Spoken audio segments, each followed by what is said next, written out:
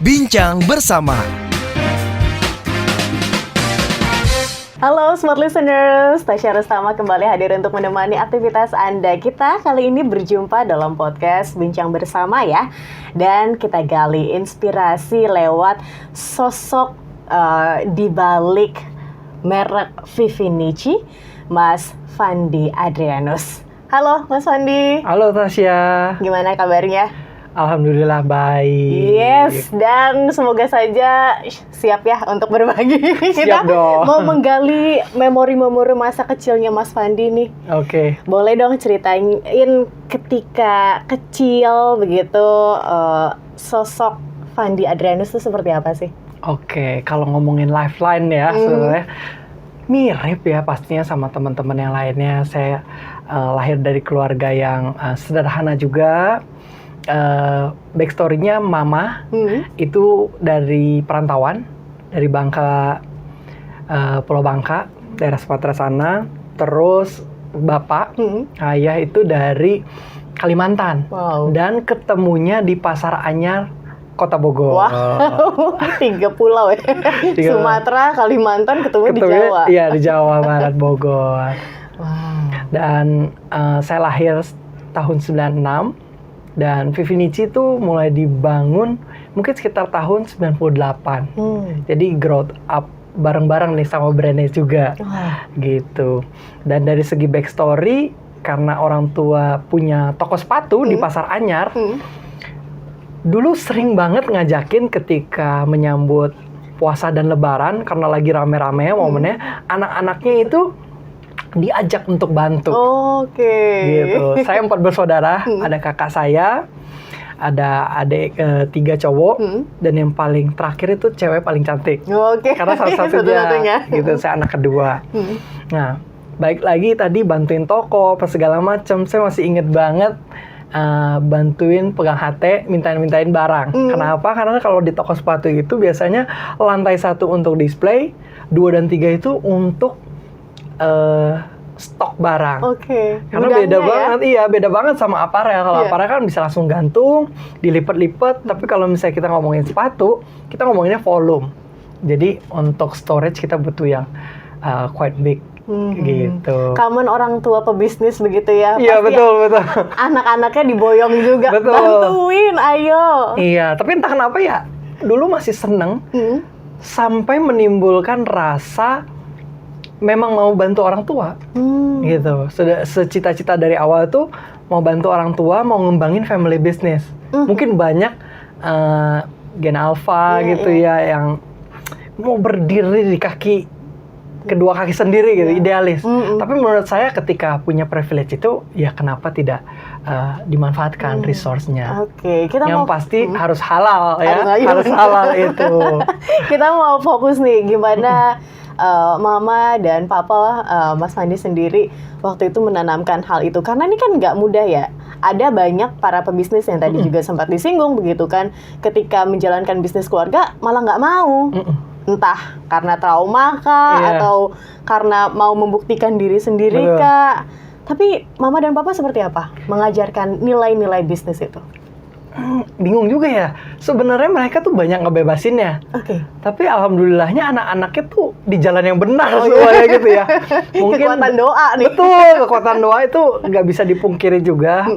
Dari segi spiritualitasnya juga memang mengimani di agamanya masing-masing seperti itu. Dan ya saya grow up sebenarnya seperti biasa aja. Tapi memang kalau dibilang dari segi pekerjaan gitu ya, saya punya mama itu yang lebih workaholic sebenarnya. Jadi Chinese family gitu ya. Jadi kita ngomonginnya usaha terus. Di kamar ngomongin usaha, di meja makan ngomongin usaha, dan di liburan pun ngomongin usaha. Dan itu udah hal yang lumrah sih kalau di keluarga kami gitu. Dan entah kenapa ya udah lebih banyak komunikasi tuh biasanya antara Koko dan juga Mama, yang keduanya juga sebenarnya mentor saya, gitu ya. Mereka dua-duanya koleris, maksudnya punya stand argumennya kuat dua-duanya. Satu dari segi yang up to date zaman sekarang, tapi satu dari segi realistisnya nih. Dan saya sudah dari kecil mendengarkan di tengah-tengah itu. Harusnya seperti apa? Kalau papa yang lebih kalem tipenya, ngurusinnya uang dan lain sebagainya, bagian GA kayak gitu-gitu. Oh wow, tapi memang dari kecil pengen jadi pebisnis kah? Iya, pengen jadi pebisnis dan mau nerusin usaha orang tua. Atau sebenarnya udah dicekokin nih dari ntar kamu yang nerusin ya, ntar kamu ikut bisnis ya, atau kayak gimana? Nggak ada sih, justru gini, saya dari SMA itu udah punya kepikiran untuk kuliah di China, di luar. Cuman memang nggak bisa karena waktu itu sakit gitu ya. Di China itu ketika udah umur 17, 2 SMA aja itu udah cukup sebenarnya. Jadi memang saya udah planning nggak kelas 3 sih. Nggak kelas 3, langsung ke sana. Cuman memang karena sakit, jadi nggak jadi ke sana. Dan karena sakit itu, saya banyak dengerin lah meeting-meeting yang ada di perusahaan. Terus mereka ngomongin apa ya, saya catet. Yang pasti hadir aja. Gitu. Jadi ya saya udah terpapar lah dengan obrolan-obrolan mereka ini. Peaknya ketika ini waktunya saya pengen ambil alih, itu kapan?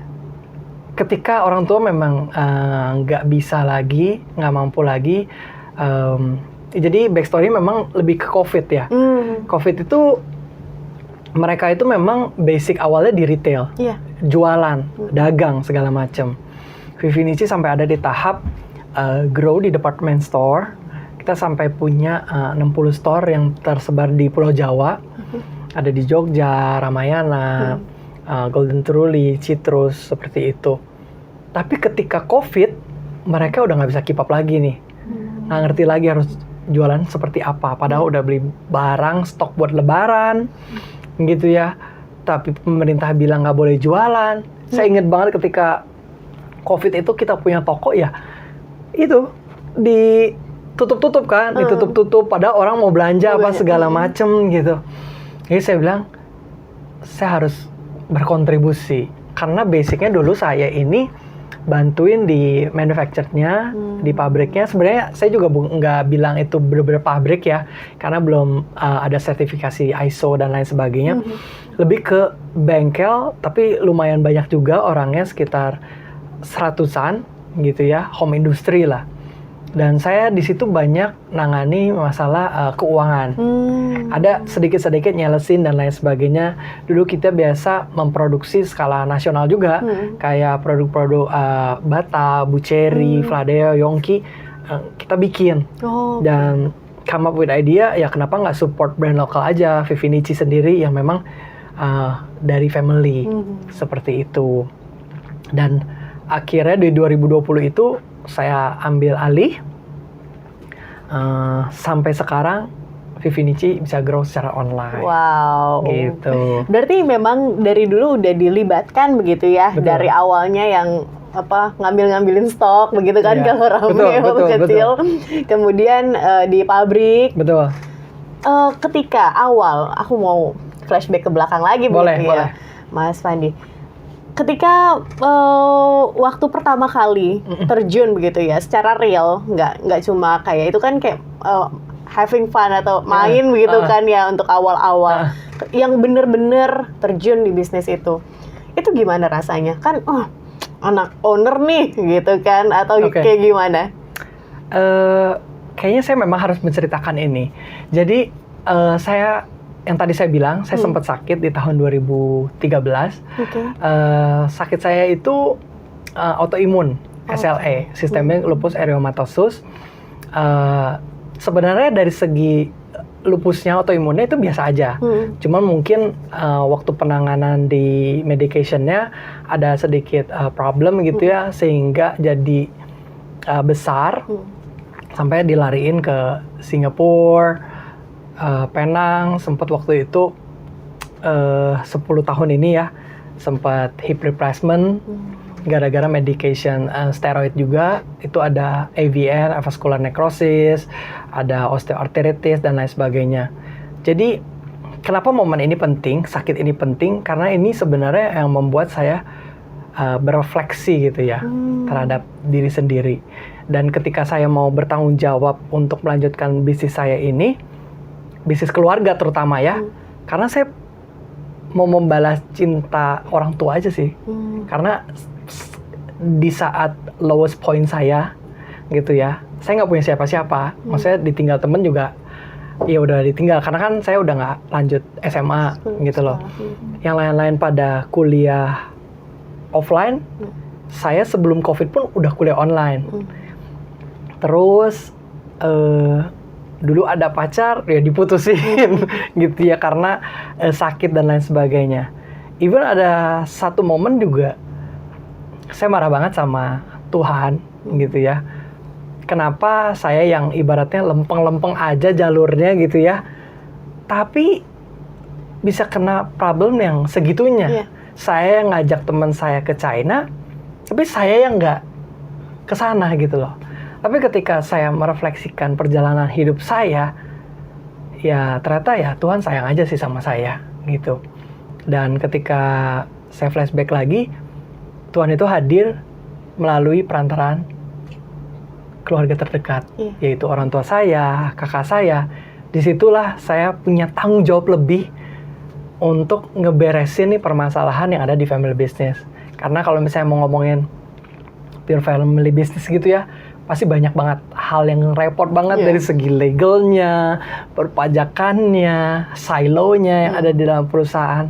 Itu benar-benar saya nyemplung gara-gara yaitu mereka tuh udah support saya di lowest point saya, dan inilah bentuk saya, kecintaan saya balikin rasa sayang saya ke orang tua.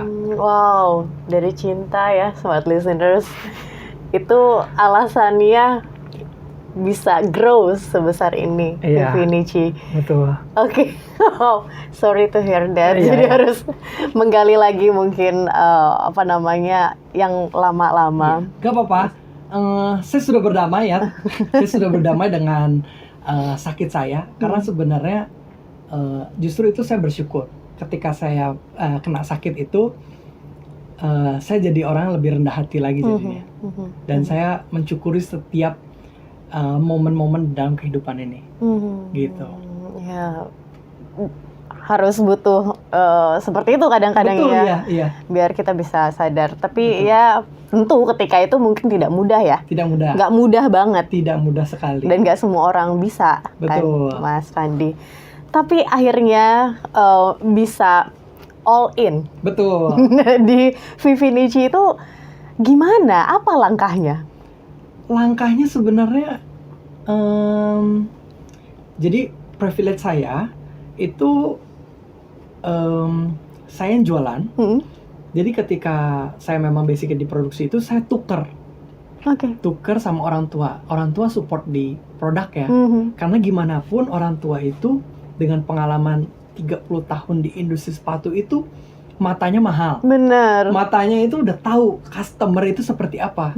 Nah, karena orang tua itu udah nggak bisa jualan, part itu biar saya yang take care. Dari segi legalnya juga saya benerin, akhirnya saya pisah-pisah di family business ini.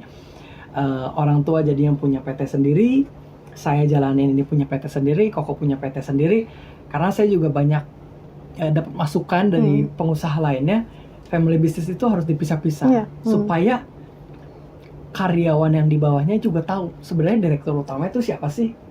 Bukan, jangan semuanya putusannya di orang tua aja apa segala macam. Jadi jelas, dan secara tanggung jawab juga jelas kan, karena direktur utamanya si ini, komisarisnya ini, dan lain sebagainya. Tuh. Dan itu juga membuat kita jadi nggak rebutan periuk nasi gitu ya. Semua udah ada jalannya masing-masing. Seperti itu. Oke, wow.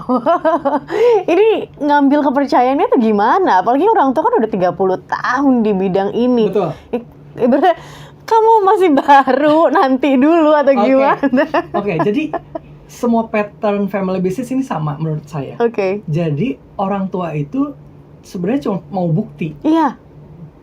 Kasih dia bukti, nanti dia diem sendiri, gitu loh. Ketika dia udah nggak bisa jualan, udah pusing banget kan. Tiba-tiba itu ada penjualan gitu ya, satu di packing, dia juga udah bingung, itu dapat dari mana customernya gitu ya. Tiba-tiba ada notification ya dulu kan di orange ya gitu. Jadinya oh ya udah coba digarap apa segala macam. Tambah lama lebaran itu barang keluar, berarti kan ada sedikit realization, oh ini ada jalan keluar. Coba deh kamu gimana, kamu pelajarin. Malah dia ngedukung gitu. Kan udah pusing kan. Iya. Soalnya kadang-kadang barang yang kita beli juga itu bukan barang-barang dari hutang kan dan lain sebagainya. Jadi ketika lebaran itu kita miss out, kita nanti bayar gimana? Jadi ketika ada penjualan, ada sales di situ, ya orang tuh bener-bener serahin. Udah deh, coba gimana caranya? Stoknya ada segini, kamu bisa gak jualin? Ya udah, akhirnya ditekuni, ya jadilah sampai sekarang. Dan saya ingat banget Vivinici di tahun 2020 itu karyawan kita 7 orang. Wow. Karyawan 7 orang, family semua turun. Jadi plus ya, ini karyawannya doang. Plus family ya mungkin belasan. Sekarang grow sampai 50 hampir ke 60 karyawan. Wow. Gitu. Wow, ini kan udah grow-nya bisa lebih dari 100% ya kalau untuk dari karyawan kan? Iya. Wow. Harus gitu. Dan memang mindset saya awalnya adalah saya nggak mau jadi pedagang aja, tapi benar-benar mau bangun usaha. Gitu. Jadi patternnya saya harus tidak berhenti di mentoring ayah, ibu, dan kakak doang. Tapi saya akhirnya di tahun 2023 itu salah satu tipping point-nya adalah saya gabung di komunitas pengusaha. Memang ada 2 yang saya ikuti. Salah satunya Entrepreneur Organization dan juga Business Network International BNI. Di situ dari segi mindset saya benar-benar terbuka banget gitu. Jadi mindsetnya bukan cuman di family ataupun lingkup karyawan, tapi another business owners. Gitu. Jadi perspektifnya oke, lo harus bikin strategi, bikin branding, marketingnya dibenerin gitu. Dari segi tim itu ya aset lo, bukan cuma biaya dan lain sebagainya. Kita grow together sama-sama. Dari segi keuangan, ya nggak bisa cuma nyimpan uang segala macam, itu ada mekanismenya loh. Ada nanti harus bayar pajak, ada nanti legal yang lain gitu, accounting, finance, tax, terus dan operasionalnya juga ternyata setiap department gitu ada evolutionnya. Gitu di situ ya saya belajar banyak. Gitu. Oke, mengambil bisnis keluarga, Vivinici. Yes. Ini kan harus pelajarin lagi. Ini sebenarnya orang tua tujuannya kemana sih? Begitu kan ngebentuk brand ini tuh kemana sih? Nah, itu gimana prosesnya tuh, Mas Fandi? Kalau kita ngobrol mengenai baby boomers gitu ya, mereka nggak ada pemikiran yang deep banget gitu ya? mengenai itu. Waktu bikin brandnya tuh banyak. Sebenarnya banyak several brand ya. Ada Vivinici, ada Montre Perez, ada Barcelois. Tapi namanya bangun brand ini kan butuh capital, butuh modal, budget gitu. Jadi kita naikin satu brand ini, dan yang memang yang kita push di 2010 ke atas itu ya Vivinici. Dan memang kita fokusin ke sana, dan memang pangsa pasar yang kita guide adalah wanita. Seperti itu. Vivinici sendiri dari mana asal namanya? Dan sebenarnya Vivi sendiri tuh nama orang tua saya. Tapi kalau Nici itu sebenarnya ide dari orang tua aja. Malah kalau misalnya konyolnya ya, backstory-nya itu mama tuh dapetnya dari angkot. Udah saya deep dive gitu, mama, ini Vivinici apa sih?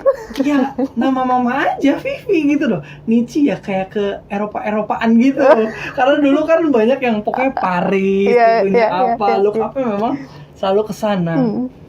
Jadi ya here it is. Inspirasi angkot ini. Inspirasinya dari angkot, luar biasa, tapi bisa mendunia ya. Karena kita tahu bahwa Vivinici ini salah satu sepatu lokal Indonesia, Smart Listeners, yang mampu show di Paris Fashion Week ya. Itu gimana ceritanya tuh, Mas Fandi? Jadi ini juga blessing dari yang di atas.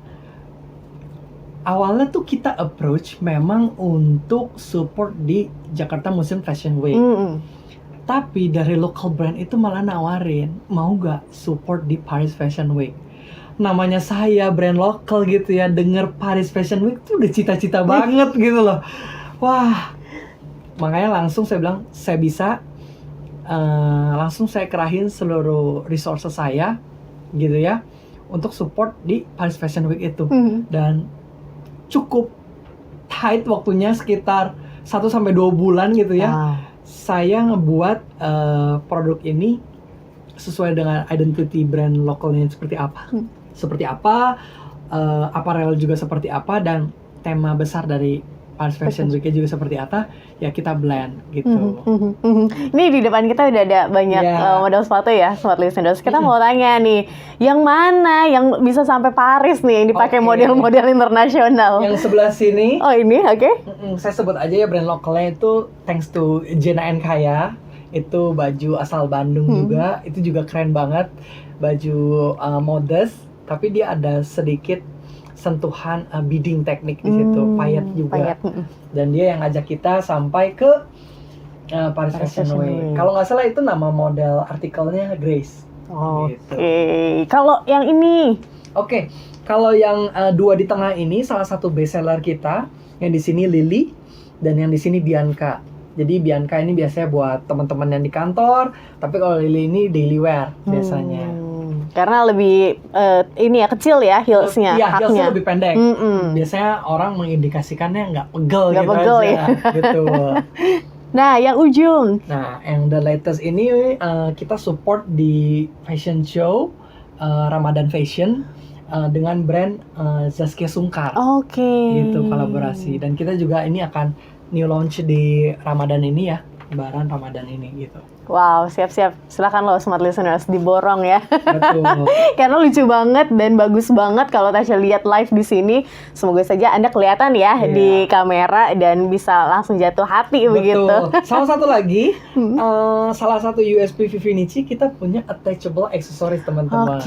Smart Listener. Jadi aksesoris ini bisa dilepas pasang. Gini ya, contohnya gini. Ini bisa diganti-ganti. Nah, kita punya campaign namanya The End Series. Jadi ketika teman-teman kerja nggak mau terlalu bling-bling atau segala macam, bisa pakai sepatu biasa. Tapi kalau misalnya malamnya mau ada party apa segala macam, kondangan, langsung aja pakai aksesorisnya. Dan aksesorisnya juga warnanya macam-macam. Jadi bisa di mix and match sama apparel teman-teman. Oke, wow, tuh Smart Listeners, kita jadi ngeliatin sepatu ya. Kalau Tasya mah demen banget begitu ya, perempuan. Cocok banget nih. Cocok ya. Oke, Mas Fandi, kita masih mau ngomongin perjalanan Vivinici nih ya. Ketika itu mungkin pandemi COVID-19, tiba-tiba ada penjualan. Ini kan jadi terbukti orang tua jadi percaya sepenuhnya begitu kan. Kalau untuk hubungan kakak adik segala macam di family business ini seperti apa? Meyakinkannya? Oke, aku aja yang take over atau seperti apa? Oke, jadi saya ceritain juga karena saya 4 bersaudara. Jadi kakak itu after lebaran itu kan kita memang bareng-bareng di Vivinici. Akhirnya dia mau bikin brand sendiri dan itu kan udah keputusan masing-masing dan tidak apa-apa gitu loh. Brandnya juga ada namanya Patrice. Kalau yang kami family business ini Vivinici, dan kita grow up sama-sama. Mungkin kalau teman-teman family business lainnya atau orang yang nggak kenal sama saya tuh tanya, kok mau sih jualan dengan produk yang sama, marketnya juga kadang-kadang sama. Tapi di family kami percaya bisa grow seperti Alfamart or Indomaret gitu loh. Jadi maksudnya kan sama-sama aja. Karena backstory dari saya punya family itu semuanya di industri sepatu. Jadi banyak several brand lokal yang grow up-nya bareng-bareng ketika di COVID. Gitu. Karena kami punya resource manufactured home industry itu, ya udahlah kita bantu. Karena memang ketika COVID itu sangat memukul banyak bisnis, usaha ya gitu. Jadi kita support juga family, dan biasanya yang dilihat itu man behind the gun ya. Maksudnya orang siapa, who-nya yang ada di perusahaan itu yang bisa grow ya grow, kalau enggak ya enggak gitu. Gimana sih orang tua bisa ini kan damai banget ya, Iya. enak gitu kan, Iya. asik kan ya. Nah orang tua tuh gimana sih biar ya kompetitifnya ada untuk namanya kita butuh rasa kompetitif kan Iya. untuk bisa maju. Kompetitifnya ada tapi tidak mengkesampingkan rasa persaudaraan. Itu gimana caranya orang tua menanamkan apa nilainya ya di antara Mas Fandi dan keluarga? Saya juga bingung ya sebenarnya. Kalau boleh dibilang gitu ya. Jadi kalau ada saya yang ketiga itu accounting, dia masuk ke company saya.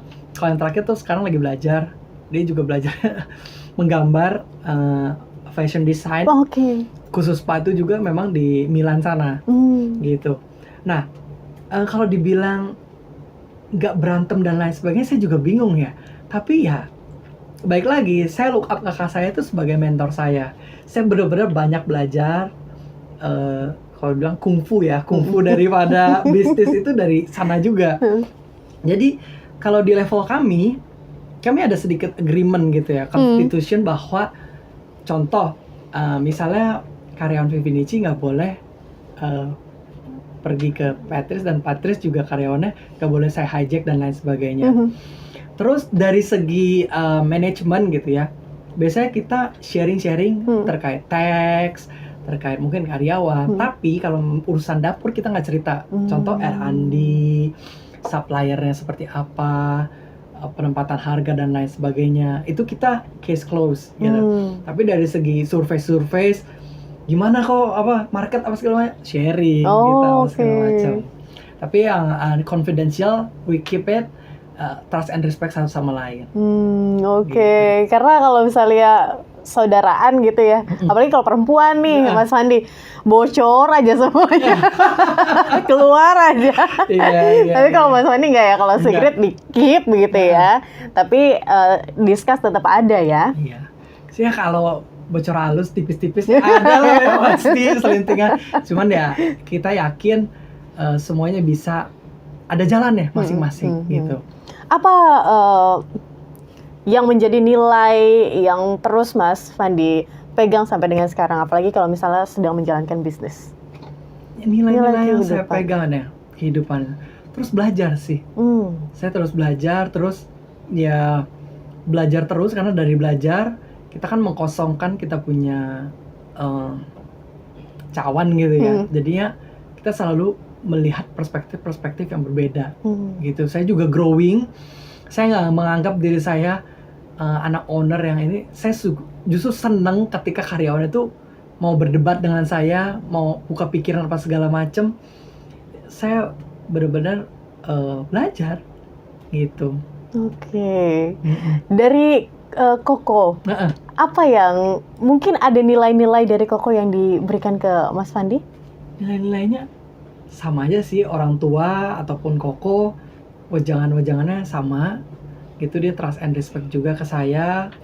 Kita grow bareng-bareng dan besar bareng-bareng juga, seperti itu. Oke.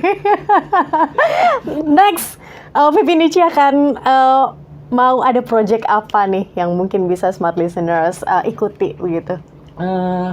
Kita lagi bangun kantor. Oke. Kita lagi bangun kantor, ngegedein lagi.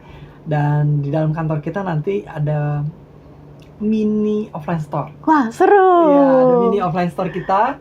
Dan tahun ini juga kita akan banyak tap in ke pop-up market, gitu ya. Nanti kita di Maret tanggal 19 kalau nggak salah sampai 13 kalau nggak salah, April, ada di Kokas, gitu. Dan juga kita akan support pageant dan juga runway fashion di tahun ini. Wow. Gitu. Mimpi yang masih mungkin menjadi mimpi dan belum terwujud tapi akan terwujud, kira-kira apa? Sesuai dengan visi misi Vivinici itu sendiri ya sebenarnya. Visinya apa? Ya kami berjanji untuk memberikan di level produk itu kenyamanan, kepercayaan diri, dan gaya di setiap langkah. Dan juga dari segi itu produk, dan dari segi visinya, soulnya itu saya pengen untuk memberikan empowerment. Empowerment, memberdayakan setiap wanita untuk jadi pribadi yang bisa menginspirasi dengan semangat cinta. Wow. Itu dari segi visinya. Kalau dari misinya juga simple banget, karena menurut saya semua pengusaha juga misinya ini menyenangkan 3 pilar. Customer, supplier, dan juga karyawan internal. Jadi kalau misalnya 3-3-nya happy, saya yakin usahanya juga diberkati. Amin. Gitu. Semoga tercapai. Amin. Dan semoga planning-planningnya di tahun ini ya bisa terlaksana dengan baik. Dan kita tunggu lagi show-nya di internasional. Mungkin Paris lagi di 2025, 2026. Terus karena bangga banget gitu ya Smart Listeners kalau kita punya brand lokal yang mampu mendunia dan mampu memberikan warna begitu ya, apalagi di fashion dan juga mode internasional. Karena kapan lagi dari Indonesia ya? Soalnya sepatu tuh Indonesia tuh luar biasa kan. Bahkan cari pengrajinnya dari Indonesia. Brand lokal kita tuh luar biasa bagus. Kurang ter-highlight aja. Nah, tapi produksi keren banget. Thank you Mas Wandi untuk sharingnya. Dan Smart Listeners, thank you juga untuk Anda yang sudah bersama dengan kami dalam podcast Bincang Bersama. Di kesempatan kali ini Anda bisa tonton dan juga dengarkan podcast-podcast lainnya.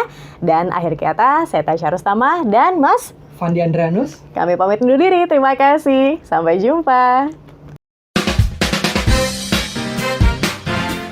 Bincang Bersama.